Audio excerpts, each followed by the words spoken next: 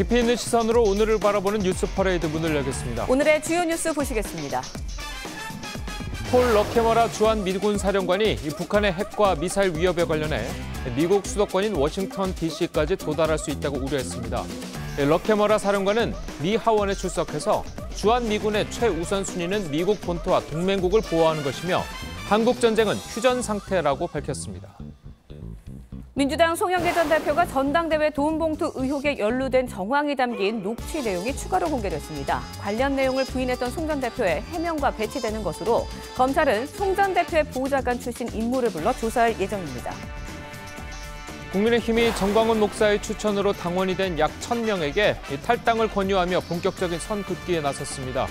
전 목사는 김기현 대표에게 회개하라고 했는데 이 부적절한 설교 내용도 논란이 되고 있습니다. 탈북해온 국군포로 5명이 지난 2020년에 제기한 북한과 김정은 국무위원장을 상대로 한 소송이 3년 만에 열려 주목되고 있습니다. 국군포로의 구출과 후원을 하고 있는 사단법인 물망초의 박선영 이사장 스튜디오로 모셔서 자세한 이야기 들어봅니다. 저는 잠시 뒤 돌아오겠습니다.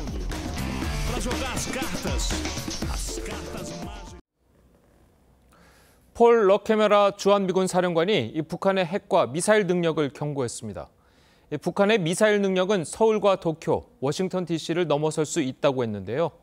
러케머라 사령관은 북한의 군사력 중 ICBM 능력이 가장 위협적이라고 말했습니다. 최원희 기자입니다. 폴 러케머라 주한미군 사령관이 미 하원 군사위원회 청문회에 출석해 북한의 핵 위협에 대한 최신 정보들을 공개했습니다. 김정은 체제는 서울, 도쿄, 워싱턴 DC 등을 넘어서 도달할 수 있는 능력을 개발했다는 겁니다. 육해공 중 어떤 능력이 가장 위협적이냐는 질문엔 육상에서의 능력이라며 이 능력을 개발하는 것을 막지는 못했지만 억제하는 데 초점을 맞출 필요가 있다고 말했습니다. 지난 13일 북한이 처음으로 고체 연료를 사용한 대륙간 탄도미사일 ICBM을 시험 발사한 것과 관련해 징후를 탐지하고 경보를 발령할 시간을 더 단축시킬 것이란 취지로 말했습니다. 러케머라 사령관은 김정은이 적대 행위를 재개하면 대응할 준비가 돼 있다며 전투 준비 태세에 초점을 맞추고 있다고 말했습니다. 또 최우선 순위는 미국 본토와 동맹국 보호라고 강조했습니다. 한국 전쟁은 끝나지 않았고 휴전 상태라며 평화는 힘을 통해야 한다고도 했습니다. TV조선 최원입니다. 어제 오후 1시쯤 중국 베이징의 한 병원에서 화재가 발생해서 최소 21명이 숨졌습니다. 불은 출동한 소방대에 의해 30분 만에 꺼졌습니다. 불이 난 병원은 1985년에 설립된 신경내과와 혈관 종양 등을 전문으로 하는 베이징시 의료보험 지정병원으로 소방당국은 정확한 사고 원인을 조사 중입니다.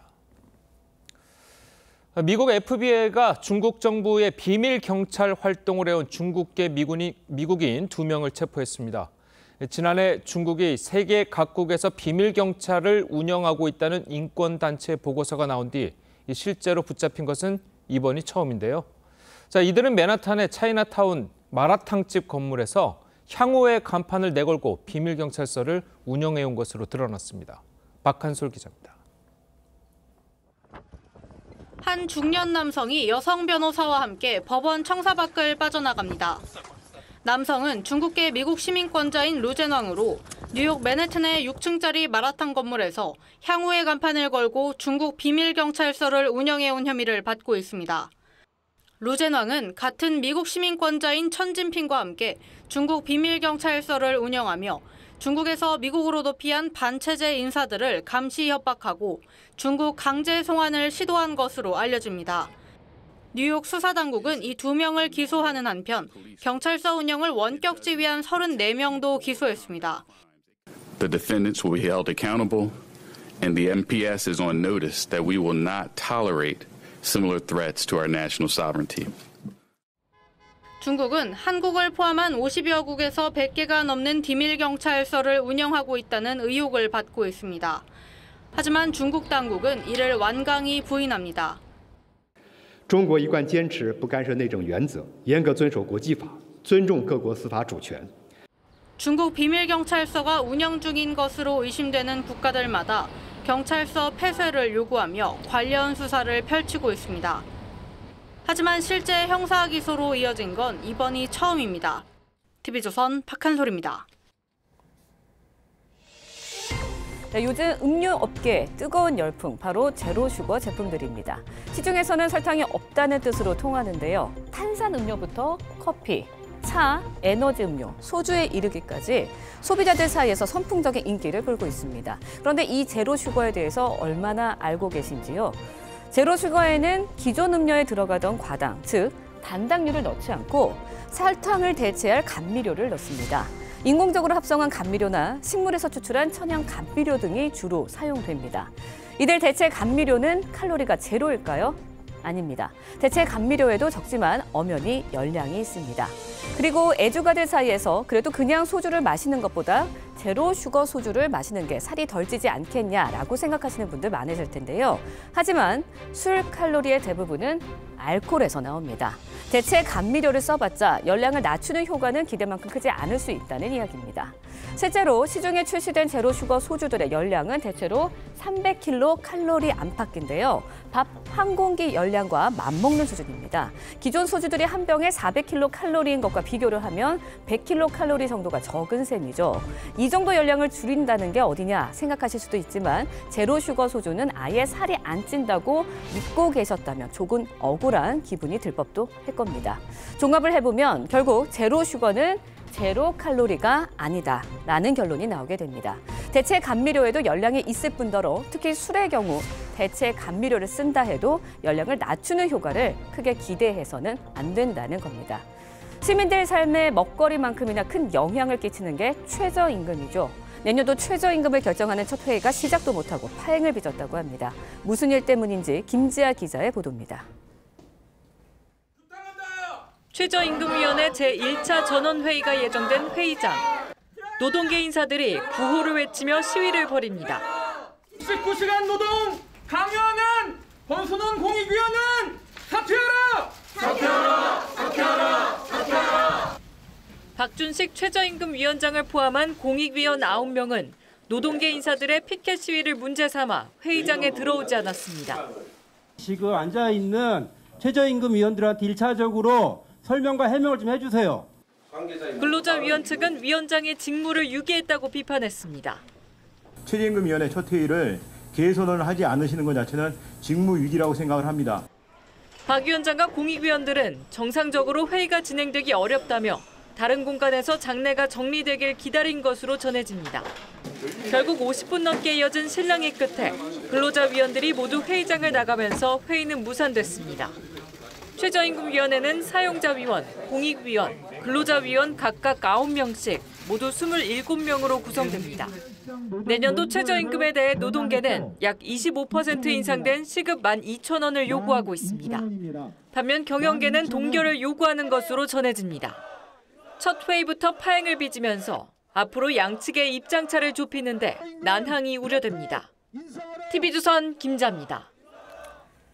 네, 중소기업 대표들이 대기업의 기술 탈취를 막기 위해 제도 개선을 촉구하고 나섰습니다. 형사처벌 규정을 신설하고 상설 범부처 협의체를 만들어야 한다고 호소했습니다. 장윤정 기자의 보도입니다. 3년 전 소목장관리 앱을 개발한 방성보 대표는 현재 자신의 앱과 비슷한 서비스를 출시한 농협경제지주와 분쟁 중입니다. 농협에서 이제 22년도 6월에 저희와 유사한 앱 서비스를 이제 개발했고 그 전에 이제 저희 쪽에 위장 가입을 해서 저희 서비스를 모니터링했고 더 발전시킨 서비스일 뿐 카피는 아니라고 주장하는 농협 측에 방성보 대표는 법적 대응도 고려하고 있지만 마땅치 않습니다. 특허청이 중소벤처기업의 아이디어 탈취 피해를 막겠다며 2018년 부정경쟁방지법을 개정했지만 아이디어와 성과물 침해, 데이터 부정 사용은 형사처벌 대상에서 제외됐기 때문입니다. 실제로 2018년 법 개정 이후 지금까지 접수된 피해 신고는 109건, 시정 권고가 내려진 경우는 6건뿐입니다. 행정청이 위법성을 인정했다고 하더라도 최소한 내릴 수 있는 것은 시정 공고에 불과하기 때문에 사실상 피해 기업이 실질적인 피해를 회복하지 못하고 있는 상황입니다. 중소기업계는 반복되는 대기업의 기술 탈취를 막기 위해 형사처벌 규정을 신설하고 범부처 협의체를 마련해 대처해야 한다고 호소합니다. TV조선 장윤정입니다. 민주당 송영길 전 대표가 전당대회 돈봉투 의혹에 연루된 정황이 담긴 녹취 내용이 추가로 공개됐습니다. 그동안 자신은 모르는 일이라고 했던 송 전 대표의 해명과 배치되는 것으로 검찰은 송 전 대표의 보좌관 출신 인물을 불러 조사할 예정입니다. 김보건 기자의 보도입니다. 송영길 전 대표는 2021년 전당대회에서 뿌려진 돈봉투와 자신은 상관이 없다고 선을 그어왔습니다. 하지만 검찰이 확보한 이정근 전 부총장의 녹음 파일 속에는 다른 내용이 담겼습니다. 강래구 수자원공사 감사가 이 전 부총장에게 송 전 대표가 돈봉투 살포에 관여한 정황을 밝힌 겁니다. 영길이 형이 어디서 이제 구했는지 그런 건 모르겠지만 내용은 모르고 많이 처리를 많이 했더라고. 그래서 많이 처리한 거하고 여기 우리 조직본부하고는 상관이 없는 거 아닐까? 상관이 있는 거야? 상관이 있지. 어차피 같이 일하는 사람들 다 자기가 다니면서 조금 준 거니까. 어차피 그 돈이 그 돈인데 뭐. 송 전 대표가 돈봉투 관리에도 개입했음을 시사하는 내용도 담겼습니다. 내가 조금 성만이 형이 준비해 준 걸 가지고 인사를 했습니다. 내가 그때 잘했네, 잘했어 막 그러더라고. 또 이 전 부총장은 송 전 대표가 레구가 돈을 많이 썼느냐고 물었다면서 각별히 신경을 쓰고 있음을 암시하는 녹음 파일도 검찰이 확보한 것으로 전해졌습니다. 이에 따라 검찰은 송 전 대표가 돈봉투 살포를 최소한 인지는 하고 있었던 것으로 보고 있습니다. 법조계에서는 송 전 대표가 돈봉투 살포를 직접 지시하지 않았더라도 인지만 했어도 수사 대상이 될 수 있다는 의견이 많습니다. 검찰은 송 전 대표 보좌관 박모 씨를 소환해 당시 돈봉투 흐름을 정확히 파악할 계획입니다. TV조선 김보건입니다.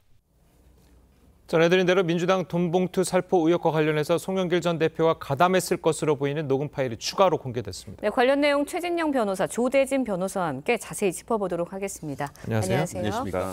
자, 앞서서 이제 저희 보도를 좀 보셨을 텐데 그 보도에 나온 내용을 좀 들으면 송영길 전 대표가 이 돈봉투 관련해서는 최소한 인지를 하고 있었다 이렇게 봐도 되겠습니까? 어떻습니까? 물론 아직까지는 본인이 부인하고 있기 때문에 추가적인 사실 확인은 필요할 것 같습니다. 예. 다만 그럼에도 불구하고 지금까지 나오는 내용을 봤을 때도 이 돈봉투 한마디로 정치자금과 관련되는 것을 지급하는 것에 대해서 묵인하거나 내지는 추인했다고 볼 합리적 의심을 할 가능성은 충분히 높은 것 같습니다.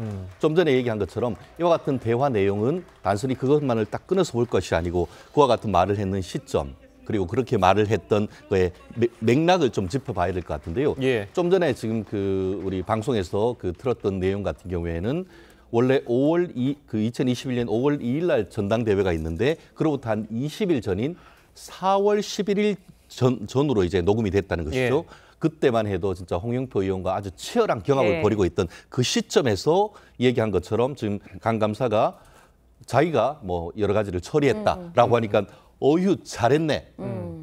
결국은 이때는 그러면 안 됩니다. 그런 걸 주고 하면은 안 돼요라고 얘기를 했다고 하면은 송 전 대표 같은 경우에는 나는 정말 몰랐고 나는 하지 말라고 했다라고 얘기를 할 수 있을 텐데 오히려 그거에 대해서 영길이 형 이렇게 얘기하는 가운데 어유 잘했네라고 했다는 것은 오히려 그것을 독려하고 추인한 것이 아니냐 하는 그런 의혹이 있어서 아마 이 부분에 대한 송영길 대표의 이 부분에 대한 명확한 해명이 있지 않는다고 하면은 혐의에 대해서 계속 조사가 이루어질 가능성이 높지 않을까 생각을 합니다. 네, 그런데 녹음 파일의 내용을 조금 더 자세히 살펴보면 송영길 전 대표가 돈봉투 살포에 직접 개입한 거 아니냐라는 의심이 나오고 있거든요. 네. 이 부분을 좀 입증하려면 어떻게 해야 할까요? 일단 송영길 대표는 지금 부인을 하고 있습니다마는 관련자들의 녹취 내용을 살펴보면 실제로 구체적인 진술들이 나와 있는 거를 좀 확인할 수가 있거든요. 그러니까 송 전 대표가 어떤 부분에 대한 어떤 발언을 했다든지 어떤 사실관계를 인지를 하고 이런 반응을 보였다든지 이런 내용들이 나오고 있기 때문에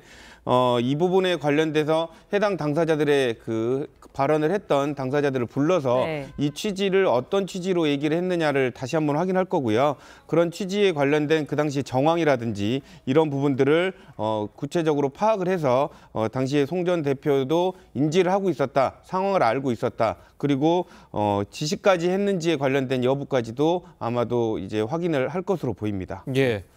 자, 어쨌든 지금 송 전 대표는 의혹을 다 부정을 하고 있는 상태에서 검찰이 지금 나와 있는 우리가 이제 언론에 공개돼 있는 내용만으로도 송 전 대표가 개입됐을 가능성을 확실하게 잡을 수는 없는 거 아니겠습니까? 변호사님 말씀대로. 결국 이 부분과 관련해 가지고는 결국 사람은 거짓말을 해도 돈은 거짓말을 하지 않는다. 이런 그 격언이 있습니다. 결국 돈이 어디에서 나와서 어떤 식으로 전달됐으며 누구한테 전달됐는가 그 흐름을 일단 밝히기인데 아마 수사력을 집중할 것 같습니다. 결국 그러기 위해서는 지금 강 감사를 비롯해서 관련되는 돈을 직접적으로 지급한 사람뿐만 아니고 돈을 만들었던 사람, 왜 돈을 만들었는지 여부와 그리고 실질적으로 그 돈의 출처에 대한 조사가 돼 있을 것이고 말씀하신 것처럼 그 2021년 그 5월 2일에 있었던 민주당 당대표 선거가 굉장히 치열했기 때문에 그 돈을 준비를 해서 봉투를 뿌릴 수밖에 없었던 그런 상황, 이런 부분에 대한 것도 보강 수사가 이루어질 것 같은데요. 이미 지금 그 녹취록에 보면은 돈을 직접 받은 사람에 대한 그 이름까지 나오고 있지 않습니까? 아마 미루어 짐작컨대 관련되는 돈을 받은 사람에 대한 피의자 신문 조사도 불러서 조사를 했을 가능성이 상당히 있다라고 보인다고 하면은 결국 그 당시에 있었던 선거 자체가 당 대표 선거였고 그리고 송영길 대표를 당선시키기 위한 것이었기 때문에 최종적인 수사 자체는 송영길 대표를 향할 수밖에 없는데요. 말씀드린 것처럼 본인이 설령 부인한다 하더라도 객관적인 다른 지금 물증, 지금 뭐 녹취록 자체가 위조되거나 조작되거나 편집되지 않다라고 할 경우에는 그와 같은 객관적 증거를 부인하기는 어려울 겁니다. 그렇기 때문에 그것을 녹음했는 사람의 원진술자의 어떤 그런 그 진술을 통해서는 뭐 검찰로서는 수사의 어떤 그 기소와 또 유죄에 대한 확신을 가지고 기소할 가능성 현재로서 상당히 높은 것이 아닌가 생각합니다. 일단 송 전 대표는 체류하고 있는 프랑스에서 오늘 22일에 기자회견을 연다고 예고가 돼 있는데 제대로 된 수사를 진행하려면 아무래도 귀국이 반드시 필요한 상황인 것 같습니다. 송 전 대표에 대한 귀국이 좀 차질을 빚는다면 수사에도 좀 차질이 빚어지지 않을까 생각이거든요. 뭐 실제로 송영길 전 대표가 들어와서 해명할 가능성이 더 높기는 한데요. 그래도 들어오지 않으려고 한다면 안 들어올 수 없게 만드는 그런 방법이 이루어질 수 있을 것 같습니다. 그러니까 다시 말하면 주변인들의 진술을 통해서 해명이 필요한 상황들을 만들어서 실제로 그러니까 주변인들에 관련된 조사들이 더 풍부하게 이루어진다면 실제로 송 전 대표 같은 경우에는 본인의 진술 외에는 다른 사람들은 다 진술한 상황이 돼버리기 때문에 그렇지 진술을 안 하게 되면 오히려 더 불리한 상황이 될 수가 있는 상황으로 해석이 될 수밖에 없어서 이제 그런 해명을 할 수밖에 없는 그런 상황으로 만들어지지 않을까 싶습니다. 그래도 뭐 송 전 대표 끝까지 안 들어온다고 그러면 뭐 우리가 가서 뭐 강제 구인하고 뭐 이렇게 할 수 있는 겁니까? 어떻습니까? 결국 그 부분 같은 경우에는 뭐 방탄 입국 뭐 이런 얘기가 있을 수밖에 없는 것이고 만약에 입국을 거부를 한다고 하면은 그것으로 사실 송영길 대표의 어떤 정치적 생명이 거의 위태로워질 수밖에 없기 때문에 한국으로 들어오지 않을 수는 없을 겁니다. 다만 그럼에도 불구하고 계속 들어오지 않을 경우에는 결국 프랑스와는 형사사법 공조가 돼 있습니다. 그렇기 때문에 형사사법 공조를 통해서 입국을 강제할 수도 있는 방법이 있는데 그럼에도 불구하고 계속 거부를 하면은 마치 옛날에 유병헌 씨 딸, 뭐 섬나 삼나 이런 사람들이 프랑스에서 입국을 거부했던 것 있지 않습니까? 그런 소송을 거쳐야 되기 때문에 생각보다 오래 시간을 걸릴 수도 있겠습니다만 그럼에도 불구하고 정치인이시고 또 그 당시 여당의 당 대표였다라고 한다고 하면은 마땅히 한국으로 들어올 것이라고 저는 예측을 합니다. 프랑스에서 소송하고 그렇게까지는 했다고 하면은 그러면은 더 이상 정치적 미래는 없지 않겠습니까? 본인이 관계가 없다라고 얘기하고 결백을 주장하고 또 민주당 내에서도 오늘 보니까 한국으로 귀국을 종용하고 있는 그런 상태라고 한다고 하면은 한국으로 들어올 가능성이 오히려 높다. 저는 그렇게 예측합니다. 검찰은 이제 불법 자금 500만 원을 조성한 민주당 지역위원장 출신 강모 씨도 불러서 조사한 것으로 알려졌거든요. 돈의 용처를 집중적으로 파악을 한다면 돈봉투를 받은 민주당 의원들에 대한 소환 조사도 이루어지지 않을까 추후에 이런 생각도 드는데 어떻게 보십니까? 지금 말씀 주신 대로 이제 돈을 마련한 지역위원장을 조사한 걸로 알려지고 있는데요. 실제로 돈을 만들 때 조성을 할 때 이런 부분에 대한 용처를 알고 있었는지에 관련된 부분이 조사될 것으로 보이고요. 돈을 만들어서 누구한테 전달했는지 그리고 누구한테 이 돈을 만들라고 지시를 받았는지 그리고 전달된 사람들이 현직 의원들이라면 그 의원들에게 인지할 수 있는 방법으로 전달이 됐는지 이런 부분들이 조사될 것으로 보이고 전달된 의원들이 있다면 해당 의원들도 관련된 부분들을 당연히 특정해서 조사가 될 것으로 보입니다. 그러니까 결국 이 수사의 관심은 몇 명이나 되는 민주당 의원들이 검찰에 소환돼서 뭐 조사를 받을까 이 부분이거든요. 어떻게 좀 예측을 하십니까? 지금으로서는 뭐 단정할 수는 없습니다만 적게는 10명, 네. 많게는 20명 가량의 어떤 실명이 지금 얘기가 되고 있지 않습니까? 그렇다고 한다고 하면은 실제로 돈을 받은지 여부를 확인하기 위해서 어떤 그 현역 의원들에 대한 아마 소환 조사가 불가피하다라고 보는데요. 네. 과연 이것이 이제 그 이른바 대놓고 부를 것인지 아니면은 그 비밀을 유지를 하면서 어떤 네. 그 부를 것인지 문제가 되는데 지금으로서는 이름이 명확하게 나온 분들 정도라고 한다고 하면은 공식적으로 불러서 포토라인에 설 가능성이 있지만 아직까지 그것이 불명확한 분들에 대해서는 결국 그 개인의 어떤 프라이버시라든가 정치적인 입장을 고려해서 비공개 소환하는 식으로 해서 수사에 협조를 구하는 그런 식의 어떤 전략을 검찰이 구사할 가능성이 크지 않을까 생각을 합니다. 예, 네. 알겠습니다. 자, 오늘 변호사님 말씀들은 여기서까지 듣겠습니다. 감사합니다. 잘 들었습니다. 예, 송영길 전 대표는 이재명 대표의 조기 귀국 요청을 거부하면서 이 프랑스 파리에 머물고 있습니다. 네, 이번 주 토요일에는 현지에서 기자회견을 예고한 송 전 대표는 혐의를 부인할 것으로 보입니다. 정민진 기자의 보도입니다. 송영길 전 대표의 조기 귀국을 요구했던 이재명 대표는 송 전 대표와의 통화 내용이나 귀국 시기에 대해 침묵했습니다. 이 답변은 받으셨는지. 송 전 대표가 귀국 요청을 사실상 거부하자 이번에는 친명계 의원들이 일제히 나서 조기 귀국을 압박했습니다. 일단 당과 캠프는 구분해야 될 것 같습니다. 당 차원에서 이루어진 일은 아니기 때문에 빨리 귀국해서 뭐 당신의 입장은 입장대로 또 뭐 조사에 응할 필요가 있다면 조사에 응하고. 송 전 대표는 이번 주 토요일 프랑스 파리에서 기자회견을 열겠다고 밝혔는데 그동안 돈봉투 의혹에 대해 모르는 일이라는 입장이었기 때문에 연루 의혹 자체를 부인할 가능성이 높다는 관측입니다. 송 전 대표 측 관계자는 녹취록 전체가 공개되지 않은 상황에서 조기 귀국을 해도 할 말은 없을 것이라고 전했습니다. 간접적으로 한 건지 이런 등등을 입증할 수가 없어요. 귀국을 당장 하지는 않을 것이다. 당내에서는 이재명 대표가 송 전 대표의 지역구를 이어받은 만큼 또 하나의 리스크가 더해졌다는 분석과 함께 이낙연 역할론에도 힘이 붙는 모양새입니다. 사건이 어떻게 흘러가느냐에 따라서 이제 본인이 귀국해서 어떤 역할을 찾지 않을까. TV조선 정민진입니다.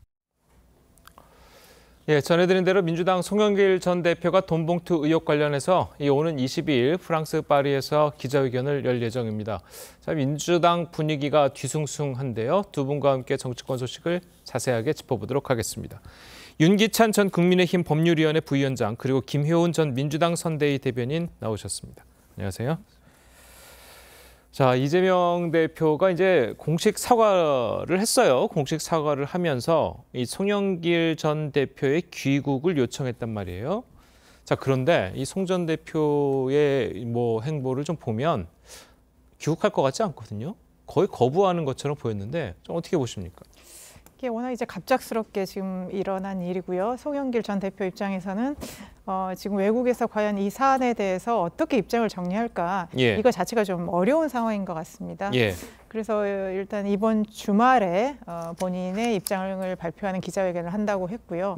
그러다 보니까 이제 당에서는 뭐 당장 송 대표 전 대표가 들어와서 모든 걸 소명해야 되지 않느냐 이런 요구가 있지만 또 송영길 전 대표 입장에서는 좀 정리할 그런 시간이 좀 필요하기 때문에 우선적으로 현지에서 입장을 발표한 이후에 그 다음에 또 당과 조율을 해서 그 전에 귀국을 하거나 아니면 일정을 잡는 그런 방식으로 될 것 같습니다. 그래서 당장 들어오지 않는다고 해서 귀국을 거부한다 이런 것보다는 어느 정도 입장을 먼저 발표한 이후에 그 다음 행보를 할 걸로 보이는데요.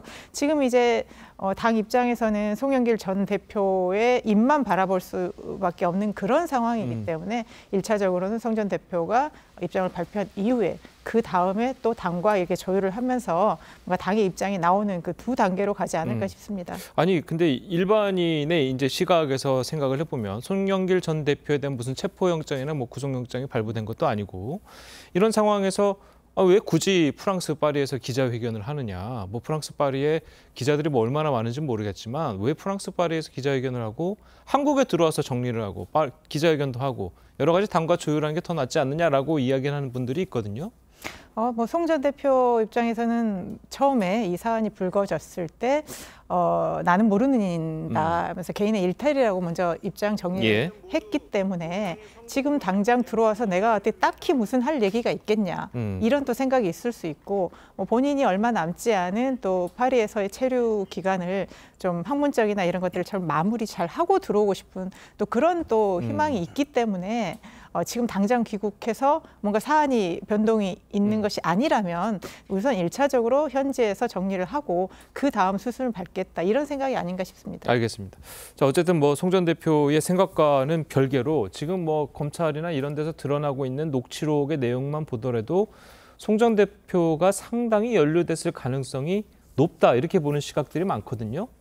그러니까 직접 제공하거나 뭐 지시 권유했을 수도 있다 이런 정황들이 있는 것이죠. 근데 이것이 만약에 아까 말씀하신 일반인의 관점에서 보면 되게 웃긴 현상이에요. 그러니까 정당이란 큰 단체, 공공단체라는 성격을 빼고 보면 일반인들은 이게 증거 인멸을 위한 시간을 벌어주고 있는 거거든요.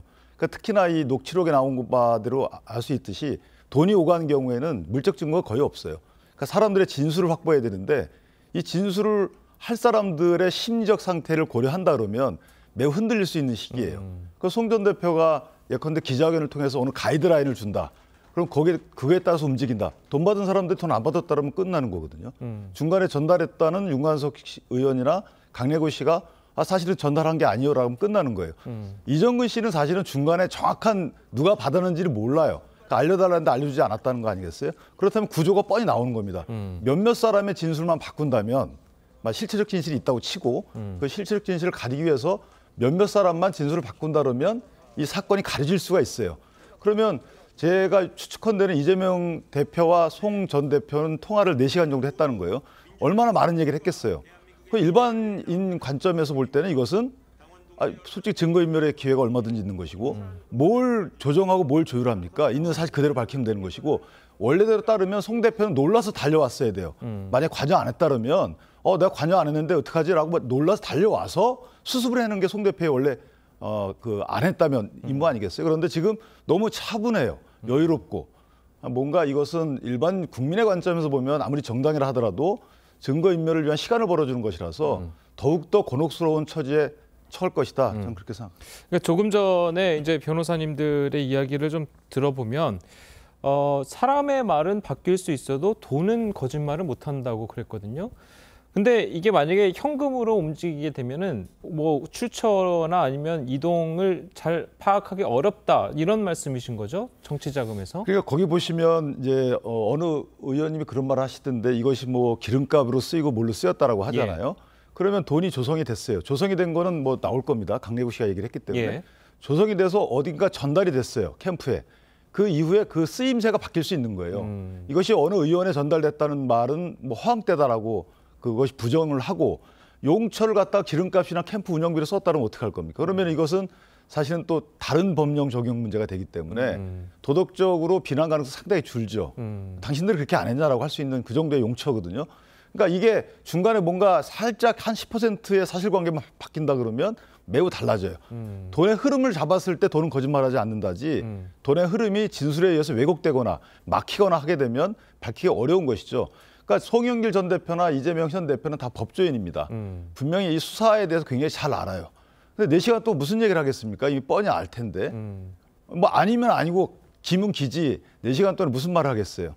그래서 저는 상당히 이런 것들이 수사기관 입장에서 보면 굉장히 이거는 의외의 현상이다. 이걸 국민 시각에서 보면 왜 저기는 저렇게 증거인멸할 시간을 주고 우리는 왜 그렇게 증거인멸할 시간을 하게 되면 큰 처벌을 받고 왜 이런 거지? 이거 불공평하다라는 시각이 분명히 있을 수 있어요. 그래서 이런 국민적 시각을 이재명 대표나 송 전 대표도 분명히 인식하시고 재빨리 움직이셔야죠. 그게 국민에 대한 도리 아니겠습니까? 예, 알겠습니다. 자, 뭐 어쨌든 이재명 대표가 공식 사과에는 나섰지만 당내에서는 후폭풍이 이어지고 있습니다. 자, 어떤 이야기들이 나왔는지 직접 들어보시겠습니다. 금액이 뭐 국민들 전체적으로 뭐 큰 금액이라고 생각하지만은 대개 실무자들의 뭐 차비 뭐 진짜 소위 말하는 기름값, 뭐 식대 이런 정도 수준이거든요. 사실은 구체적인 금액 같은 걸 알고 그런 주고받았다는 걸 알았다고는 송 대표가 그걸 뭐 용인하진 않았을 것으로 보고 있습니다. 저는 지금 당 지도부의 대응이 조금 안이한 거 아닌가. 우리가 이제 지금까지 그런 논란들이 많았잖아요. 네. 감각이 무뎌졌어요 지금. 옛날 같으면 이 정도 일이면 벌써 당이 난리가 나고 바로 어떤 조치를 발표하고 이렇게 갔어야 정상이에요. 네. 당의 대응을 보면 상당히 무감각해져 있어요. 감각이 지금 이 윤리 기준에 대한 윤리 감각이 엄청 퇴화돼 있습니다 지금. 예. 자, 지금 뭐 그 서로 다른 목소리를 저희가 한 번씩 들어봤는데 이 김종민 의원의 이야기가 조금 재미있는 게 이 당이 무감각해져 있다라고 이야기를 했습니다. 그럼 김종민 의원의 말은 지금 당 대표에 처해 있는 사법 리스크와 비교하면 뭐 이 정도는 뭐 아무것도 아니다. 뭐 이렇게 생각한다는 그런 의미입니까? 어떻습니까? 그러니까 지금 이제 민주당에서뿐만 아니라 전반적으로 저는 이제 정당이나 이렇게 국가 차원에서의 그 도덕성의 기준이랄까 이런 것들이 많이 완화돼 있는 것 같습니다. 그게 이제 뭐 사회가 먼저 그걸 이끌었는지 모르겠지만 저는 정치권이 이런 것들을 조장한 것도 있다고 생각합니다. 그리고 특히 이제 정당에서 선거 관련해서 그러니까 돈의 문제는 그동안에 굉장히 민감한 문제였고요. 그걸로 인해서 과거에 어떤 정당들이 정말 휘청하는 그렇죠. 그런 상황이 있었는데 지금 민주당이 사실 그 정도로 내부는 심각하게 보고 있는 상황인 거는 맞는 것 같습니다. 그런데 그러면 이 심각한 상황을 대처하는 방식이 김종민 의원 입장에서는 좀 우리 민주당이 덜 심각하게 좀 안이하게 가고 있는 것이 아닌가, 뭔가 더 특단의 재택이 필요한 거 아닌가 이제 이런 말씀인 것 같고요. 그러니까 정성호 의원님은 또 어제 이게 그냥 뭐 사소하게 뭐 경선 과정에서 있는 어떤 그런 뭐 실무적인 비용이라고 말씀은 하셨지만 과연 그것이 또 국민들 눈높이에서 어떻게 보여질지 이런 부분 또 별개이기 때문에 어쨌든 당은 지금 이제 총선을 앞두고 상당히 어려운 그 상황인 건 맞는 것 같습니다. 그렇기 때문에 뭐 당 지도부들과 지금 이제 송영길 전 대표하고도 뭐 서로 이제 논의를 했겠지만 이 사안을 빨리 정리하고 넘어가는 것이 민주당의 앞으로의 행보에도 도움이 될 것으로 보입니다. 예, 자 사안을 빨리 하고 정리하고 넘어가는 것이 행보에 도움이 될 거라고 이제 지적은 해주셨습니다. 그리고 이재명 대표 역시 사과를 하고 송영길 대표를 불러들이고 약간 빨리 사퇴 수습을 빨리 하려고 하는 듯한 모습을 보이는데, 자 일각에서는 본인에게 제기된 사법 리스크나 아니면 검찰 수사에 대해서는 이 검찰 탄압이다, 정치 탄압이다 이야기를 하고, 이 송영길 전 대표에게 일어난 이런 문제에 대해서는 빨리 수습하려 하고 사과를 한다는 것은 이건 내로남불 아니냐, 자 이런 지적들이 계속해서 나오고 있습니다. 저는 국민에 대한 사과는 사실은 어쩔 수 없이 했다고 봅니다. 그러니까 송영길 대표와 통화해서 여러 가지 말씀을 나눴겠지만 그 말의 취지는 아마 사과하고 다른 거였을 거예요.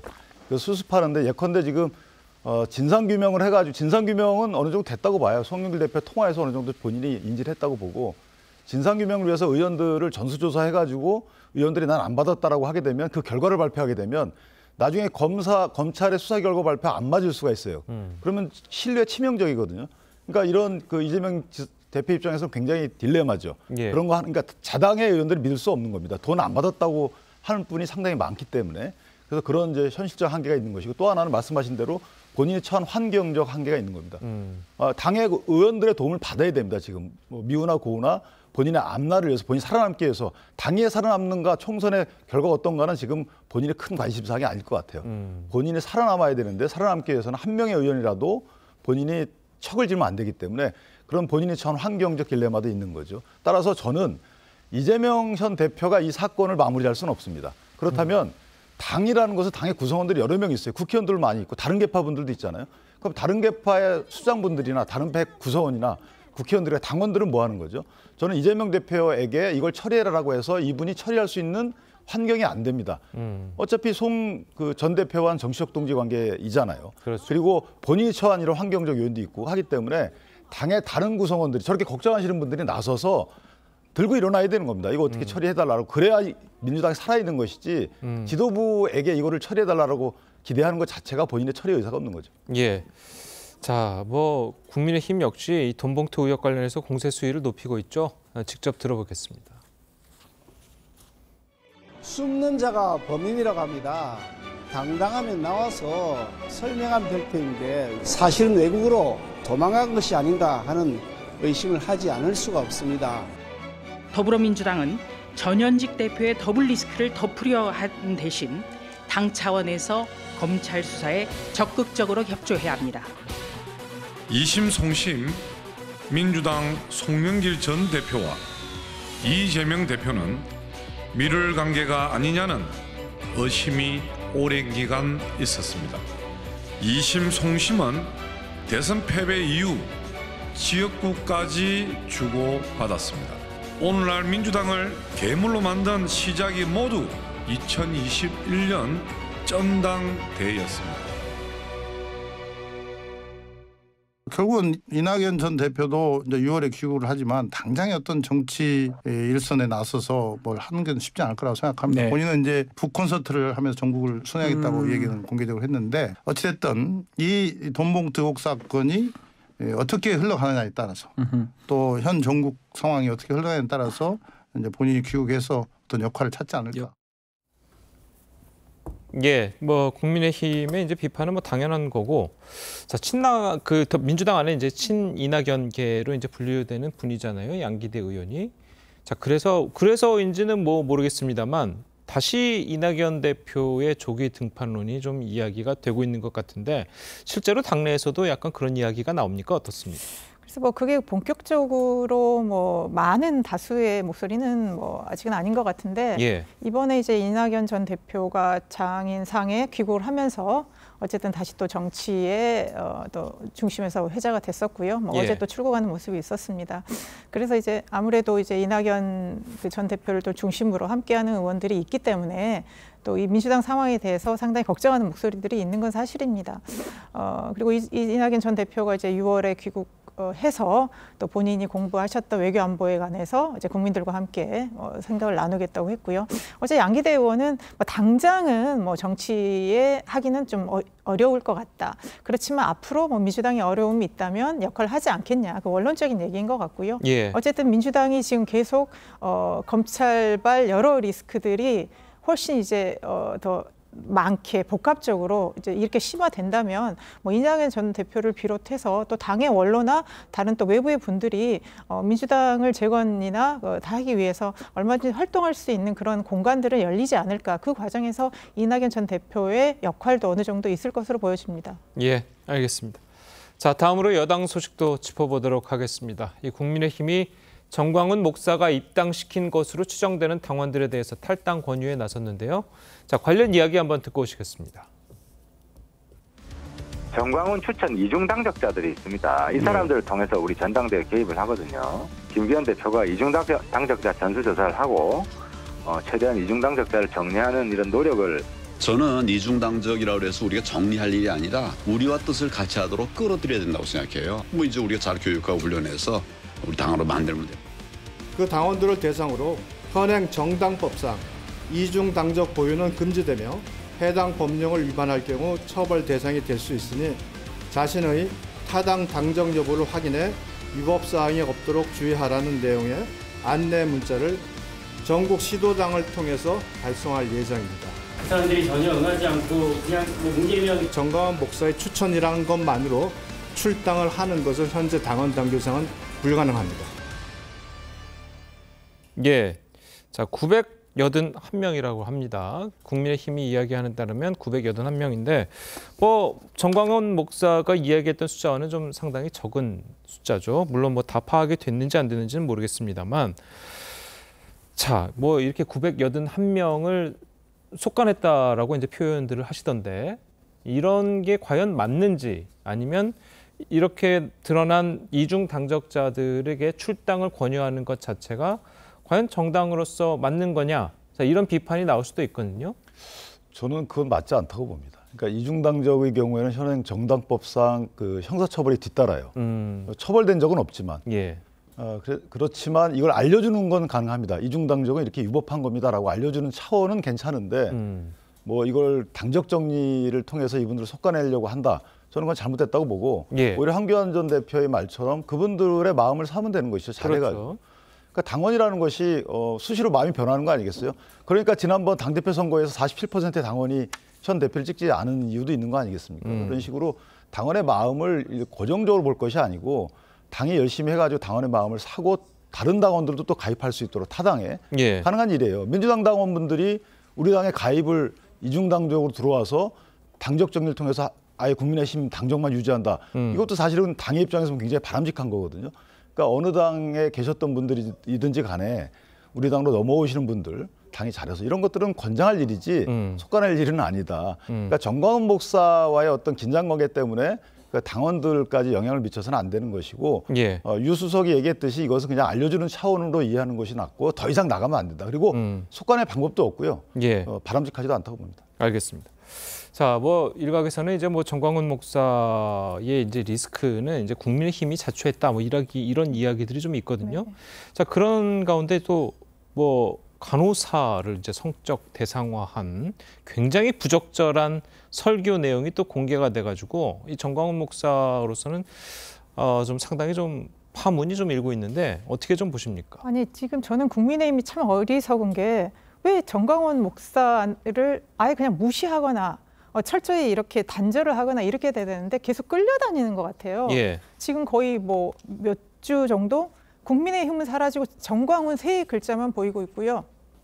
지금 정광훈 목사의 목소리를 통해서 뭐 정치인들은 우리 종교인들의 무슨 통제를 받아야 된다는 그런 얘기도 하고요. 당원 속관내기도 그런 겁니다. 그냥 무시하면 되거든요. 그럼 이걸 전수조사해서 뭐 정광훈 사람을 쫓아낸다? 이러면 이럴수록 지금 프레임 전쟁에서 정광훈이라는 프레임에 완전히 지금 국민의힘이 저는 사로잡히는 거고요. 그리고 정광훈 목사가 그동안에 얼마나 발언이나 이런 게 이상했습니까? 이번에 간호사 이런 발언을 했으면 그럼 정말 이거에 대해서 단호하게 대처하는 모습을 보여줘야지. 지금 이 정광훈 개인의 문제가 아니라 지금 정치가 이런 식의 일부 정말 잘못된 뭐 팬덤의 형태든 이런 종교인의 형태든 이걸 통해서 완전히 정당을 좌지우지할 수 있다. 이게 굉장히 지금 심각한 상황이고요. 이거를 방치했을 때는 국민의힘뿐만이 아니라 우리나라 정치 자체가 정말 그 심각한 영향을 받는 거기 때문에 저는 그 김기현 대표와 국민의힘 정광훈 목사에 대해서는 정말 명확하게 이번에 확실하게 선을 긋고 갔으면 좋겠습니다. 이렇게 뭐 민주당 측에서도 걱정을 해주시는 것 같은데 진짜 뭐 예전 여러 군데서 지적하는 것처럼 그냥 뭐라고 하든 무시하고 가면 되는 것 아니냐라고 이야기하시는 분들이 많은데 그렇게 하면 안 됩니까? 어떻습니까? 뭐 지금 김효은 대변인 말씀에 저도 공감을 하고요. 그러니까 정광훈 목사의 경우에는 지난 그 행보를 쭉 되짚어 보면 이분이 2007년도인가에 당을 처음 만듭니다. 그 뒤로 당을 10개나 만들었다가 가입했다 탈당을 하고 그러세요. 그러니까 이 정치적인 어떤 생각이 있는 것인데 정치와 종교, 그러니까 교세 확장과 정책 영향력을 선순환하는 식으로 해서 본인의 교세 확정에 어느 정도 환영하는 것이 아닌가라는 생각이 들고 또 하나는 예컨대 뭐 문재인 대통령 시절에 하야 운동을 주축으로 하면서 이런 식으로 큰 적이 하나 생기면 거기에 다 집결을 할 거 아니겠어요? 이때 세력을 키웁니다. 그러니까 대통령 선거 때나 아니면 당내 문제 때는 상당히 목소리를 내다가 이게 국회의원 선거식으로 가면 여기서 또 갈등을 일으켜요. 그러니까 이게 반복되어 왔거든요. 그러니까 분명한 패턴이 있기 때문에 말씀하신 대로 정광훈 목사가 어떤 문제 제기를 한다 하더라도 여기에 응대를 할 필요가 전혀 없어요.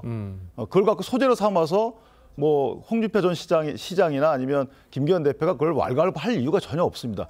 그 정광훈 목사가 저는 뜻하는 바라고 생각을 해요. 물론 당에 대한 건설적인 비판에 대한 귀를 기울여야 되겠지만 그 귀 기울이는 면을 공개적으로 기울일 필요가 없는 거죠. 당내 소재로 삼으면 되는 것이지 굳이 공개적으로 설전을 벌이고 할 이유가 전혀 없는 것이다. 그래서 저는 김효은 부대변인 말씀을 반드시 우리 당도 새겨들어야 된다 이렇게 생각합니다. 알겠습니다. 자, 오늘 두 분 말씀 여기까지 듣겠습니다. 잘 들었습니다. 고맙습니다.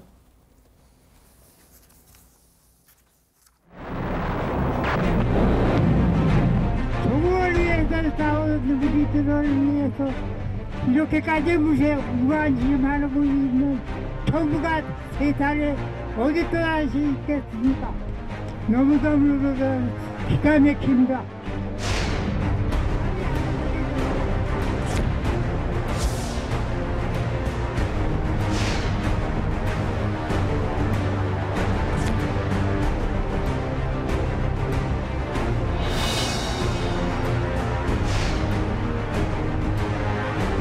국군포로 한 명도 없다고 해대는 김일성, 김정일, 김정은 이 3대는 어르신들에게 명예회복의 차원에서라도 반드시 손해배상을 해야 할 것입니다.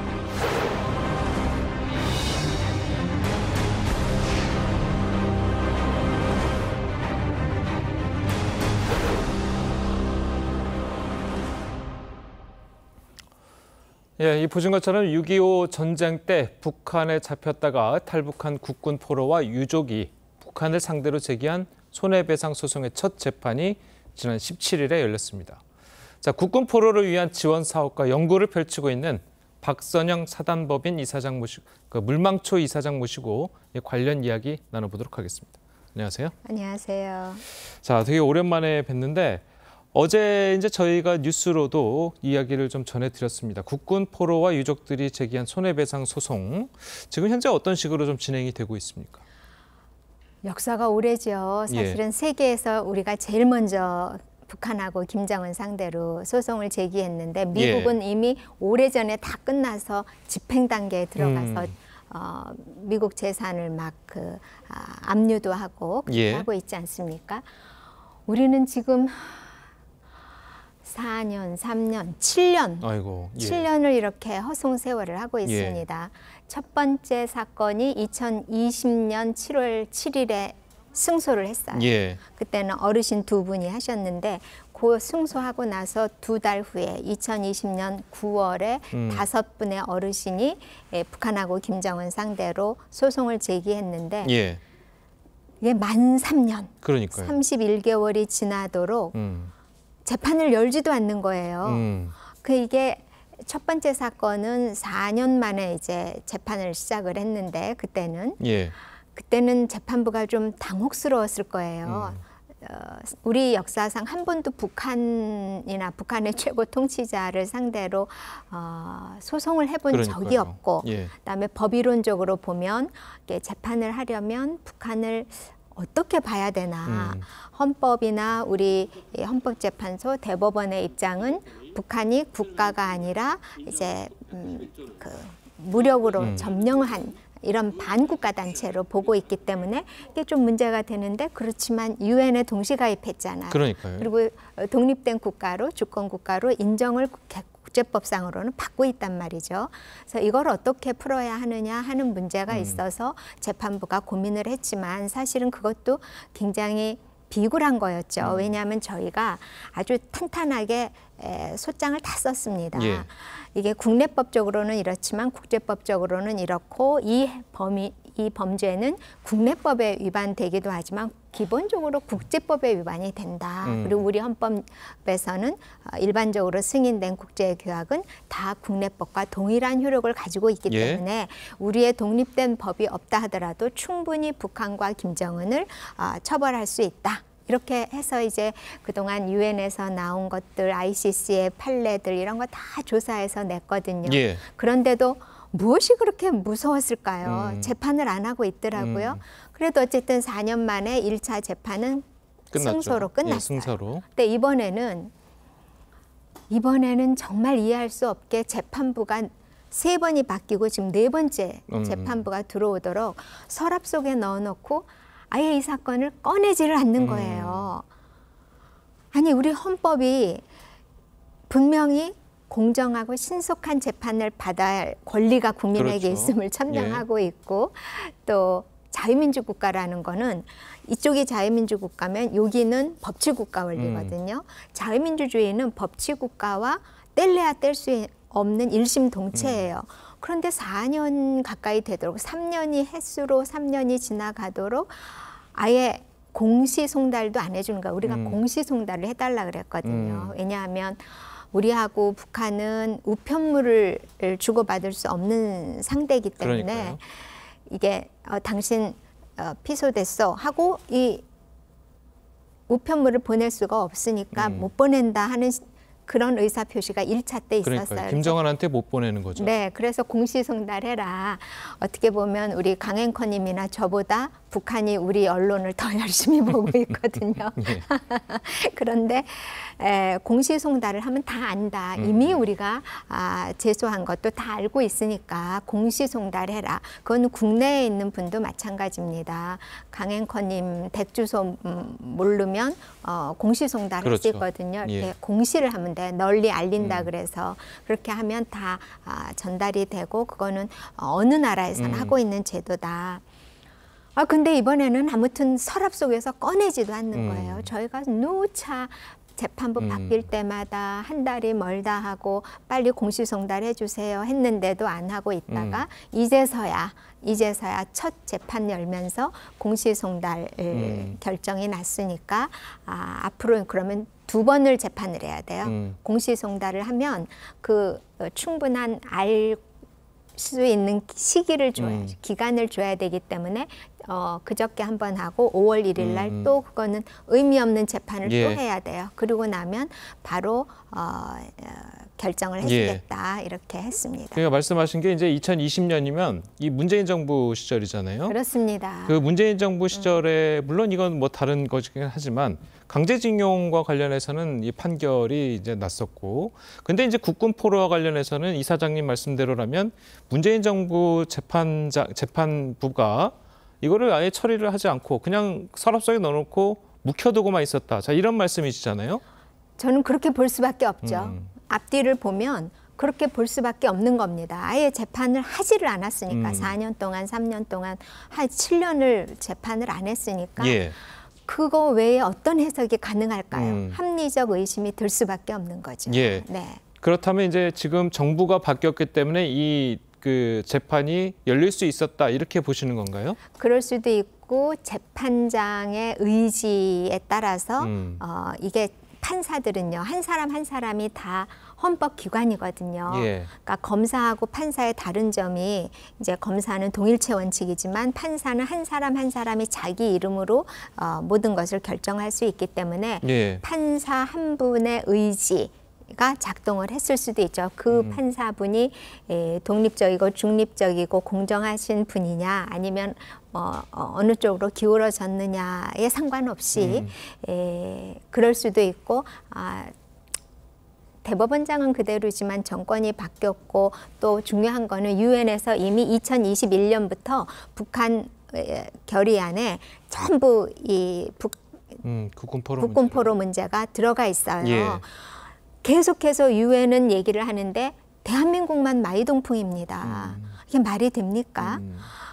당사자는 가만히 있고 유엔에서 국제기구에서 3년 연속 그렇게 국군포로와 그 가족들의 문제의 심각성에 대해서 발표를 하고 있는데 그러니까 아마 재판장께서 좀 제대로 된 글로벌 스탠다드에 맞는 인권 의식을 가지고 계신 분이었으면 좋겠다 하는 생각을 합니다. 알겠습니다.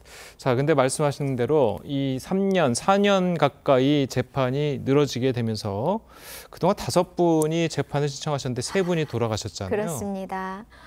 3분이 돌아가셨는데요. 작년에 돌아가신 한 분은 103세에 돌아가셨어요. 정말 당신들 하신 말씀이 나는 돈 몇천만 원 이거 내가 이제 돈 몇천만 원 있다고 그걸 뭐 하겠냐. 사과받고 싶고 그 명예회복을 하고 싶다. 그 재판부가 승소를 해줌으로써 돈 받는 건 또 다른 문제이지만 승소했다는 것으로 당신의 일생을 보상받고 싶다. 이런 말씀을 하셨거든요. 그런데 103세 분 한 분 돌아가시고 94세 분 한 분 돌아가시고 91세 분 돌아가시고 근데 그분들이 돌아가셔서 지금 제일 어리신 2분이 남아 계시고 돌아가신 3분의 가족들이 이제 승계를 했죠. 원고 지위를 승계를 해서 5분이 그대로 가고 있습니다. 정말 피눈물 흘린 평생이지요. 네. 그러니까요. 끝으로요. 저희가 이제 시간이 좀 별로 없어서 시간만 많으면 계속해서 좀 듣고 싶은데 지금 윤 대통령이 이제 취임식에서 호국 보훈을 강조하기도 했고 또 이제 뭐 국군 포로도 이제 초청도 하기도 하고 막 그렇잖아요. 네. 자, 그런 모습들이 지금 살아계신 국군 포로분들이나 이런 분들에게 상당히 힘이 되고 있습니까? 어떻습니까? 그럼요. 대통령께서 초대하셨던 취임식에 초대하셨던 세 분 가운데 한 분도 돌아가셨어요. 아이고, 예. 벌써 1년이 다가오잖아요. 예. 돌아가셨는데 저는 대통령께서 호국 보훈에 대한 남다른 말씀을 하시기 때문에 기대하는 바가 큽니다. 예. 곧 6월 현충일도 그렇죠. 돌아오고 6.25도 돌아오고 정전협정일도 돌아오는데 그런 때에 우리 어르신들을 좀 옆자리에 앉히셔서 그분들이 원하시는 명예회복과 당신의 인생이 지금까지 부정되어 온 것에 대한 심리적 보상이기도 하잖아요. 손을 한번 좀 잡아주셨으면 어떨까 하는 생각을 하고요. 이분들의 마지막 소원은 국립현충원에 묻히고 싶어 하시는 겁니다. 예. 국립현충원에 매장 좀 시켜달라. 왜냐하면 이분들이 언제 그렇게 많이 돌아오시게 됐는지 아세요? 80분인데 예. 한 분을 제외하고는 전부 98년 이후에 돌아왔습니다. 탈북자 신분으로 탈북 국군 포로로 예. 스스로 탈북을 해서 오셨는데 그러니까요. 두만강 건너서 그 시기가 언제냐면 김대중 대통령이 남북 정상회담 김정일하고 악수하고 왔을 때 예. 남북 정상회담하러 평양에 왔을 때 그다음에 이인모라고 있습니다. 그 전에 이인모라고 비전양 장기수 예. 이 사람이 돌아왔을 때 또 돌아온다고 했을 때 북한이 얼마나 선전선동을 많이 합니까? 그랬을 때 이 탄광 지역에 다 몰려서 강제 수용이 되어 있었으니까 이 국군 포로 분들은 우리도 비전양 장기수들이 돌아오는 수만큼 우리도 최소한 돌아갈 수 있겠지. 그다음에 대한민국의 대통령이 오신다니까 우리를 최소한 몇 명은 데리고 가시겠지. 그렇게 생각을 했는데 입도 뻥끗 안 하고 돌아간 거예요. 국군 포로에 국자도 떼지 않고 돌아간 거예요. 그 풍산개만 데리고. 예. 그러니까 이 어르신들이 그때부터 우리를 구해주기를 대한민국이 우리를 구해주기를 무작정 기다릴 게 아니라 이제는 이 나이에 더 얼마나 살겠냐. 가다가 죽어도 죽은 몸, 여기서 죽어도 죽은 몸, 예. 부모님 계시고 조국이 있는 대한민국 땅을 한번 밟아보는 게 내 소원이다. 해서 그 땅을 밟기 위해서 오신 거야. 그 노구로. 하셨군요. 그때 집단적으로 많이 예. 돌아오셨습니다. 그래서 이 어르신들의 마지막 꿈인 국립현충원 땅에 좀 묻힐 수 있게 동작동에 서울에 묻힐 수 있게 좀 TV조선에서도 많이 애써주시고 이분들의 심리적 보상, 명예회복, 그다음에 대한민국의 정체성을 회복하는 길입니다. 예. 국군 포로 일은. 예. 그래서 대한민국이 더 이상 이렇게 흔들리지 않게 바른 길로 갈 수 있도록 도와주시면 고맙겠습니다. 예, 알겠습니다.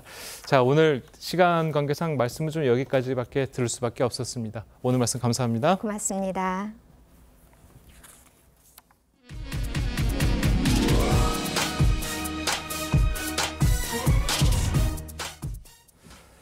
무인 점포를 돌면서 현금을 훔친 10대 2명이 경찰에 붙잡혔습니다. 이 점포 두 곳을 터는데 걸린 시간은 단 15분이었습니다. 전정환 기자가 단독으로 취재했습니다.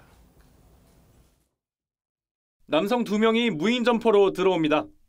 맨 얼굴에 CCTV도 의식하지 않은 채 미리 준비한 둔기로 금고를 뜯더니 현금을 훔쳐 달아납니다. 잠시 뒤 또 다른 무인 점포에서도 금고를 뜯고 지폐를 쓸어 담습니다. 이들이 금고를 뜯고 현금을 훔치는 데는 채 3분이 걸리지 않았습니다. 점포 두 곳에서 15분 만에 25만 원을 턴 겁니다. 정말 무섭더라고요. 망치로만 내리치는데 그 장면들이 섬찟하더라고요. 아주. 범행 직후 오토바이를 타고 달아났지만 2시간 만에 경찰에 붙잡혔습니다. 잡고 보니 10대들이었습니다. 만 15세입니다. 노면하면서 도로교통법도 입건을 해야 될 것 같고요. 이들은 경찰에서 돈이 필요해 범행을 계획했다고 진술했습니다.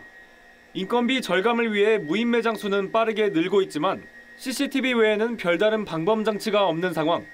지난해 무인 매장을 대상으로 한 절도 건수는 월 평균 471건으로 1년 전에 비해 30% 넘게 늘었습니다. 경찰은 붙잡힌 2명을 특수절도 등의 혐의로 입건하고 추가 범행 여부를 조사할 계획입니다. TV조선 전정원입니다. 네, 렌즈에 담긴 그 순간 그 의미를 짚어보는 시간이죠. 사진 기자가 선택한 아침의 한 장입니다. 오늘은 조선일보 사진부 오종찬 기자와 함께합니다. 안녕하세요. 오늘 아침에 볼 사진 어떤 건가요? 네, 어제 열렸던 보스턴 마라톤 대회에서 한 참가자가 결승선을 통과하면서 덤블링을 하고 있는 장면입니다. 세계 4대 마라톤 대회 중 하나죠. 어제 미국에서는 봄비가 내리는 가운데 보스턴 마라톤 대회가 열렸습니다. 현장의 사진들 함께 보시죠. 마라톤 결승선을 통과하는 기분이 이 사진에 고스란히 담겨 있는데요. 포르투갈에서 온 참가자는 국기를 땅에 깔고 입맞춤을 했습니다. 자신을 응원하는 가족들을 위해서 사진을 꺼내 들고 흔들어 보이는 참가자도 있었습니다. 기억하시는 분 계실 텐데요. 10년 전 보스턴 마라톤에서 폭탄 테러가 발생했었죠. 그날을 기억하기 위해서 마라톤이 시작되기 전에 희생자들을 위한 추모 행사도 열렸습니다. 네, 풀코스를 뛰느라 힘들었을 텐데 결승선을 통과하는 모습 정말 행복해 보입니다. 세계 4대 마라톤인 만큼 선수들의 기록 어떻게 나왔을지도 궁금하네요. 네, 남자 마라톤은 2시간 5분 54초를 기록한 케냐의 에번스 체벳이 대회 2연패에 성공했는데요. 사실 가장 주목받았던 선수는 2시간 1분 대 세계 기록 보유자이자 살아있는 전설 킵초게 선수였습니다. 빗줄기에 고전하다가 자신의 마라톤 풀코스 기록 중에 가장 느린 기록으로 6위에 그친 킵초게는 경기 직후 소셜미디어를 통해서 오늘의 실패를 겸허히 받아들인다며 비록 오늘은 졌지만 또다시 한계에 도전하겠다고 말했습니다. 네, 역시 마라톤 세계 1인자다운 경기 소감인 것 같습니다. 지금까지 아침의 한 장이었습니다. 따뜻한 남동풍이 불어오면서 오늘 때이른 더위가 찾아오겠습니다. 한낮 기온 서울과 대전 무려 28도까지 오르겠고요. 경기도 평택은 29도까지 치솟겠습니다. 낮 동안 가벼운 차림도 무리가 없겠습니다만 일교차가 큰 만큼 겉옷 하나씩 챙겨 나오시는 것이 좋겠습니다. 오늘 전국 하늘 대체로 맑겠지만 오전까지 대부분 지역에 안개가 짙게 끼겠고요. 오후까지 남해안과 제주에는 비가 조금 더 내리겠습니다. 출근길 현재 서울 14.2도 등 대부분 지역이 어제와 비슷하게 출발하고 있습니다. 낮에는 내륙을 중심으로 기온이 크게 오르겠는데요. 서울과 청주 28도, 광주 25도 보이겠고 해안가인 속초는 18도, 부산은 19도 선에 머물면서 비교적 선선하겠습니다. 서울의 경우 내일부터 기온이 제자리를 되찾겠고요. 그 밖의 지역도 주말부터는 예년 이맘때 날씨를 보이겠습니다. 또 내일 경기 북부, 영서 북부에는 비가 조금 내릴 전망입니다. 날씨였습니다. 수요일 아침 뉴스 퍼레이드는 여기서 마치겠습니다. 네, 저희는 내일 아침 7시 30분에 다시 찾아뵙겠습니다. 시청해주신 여러분 고맙습니다.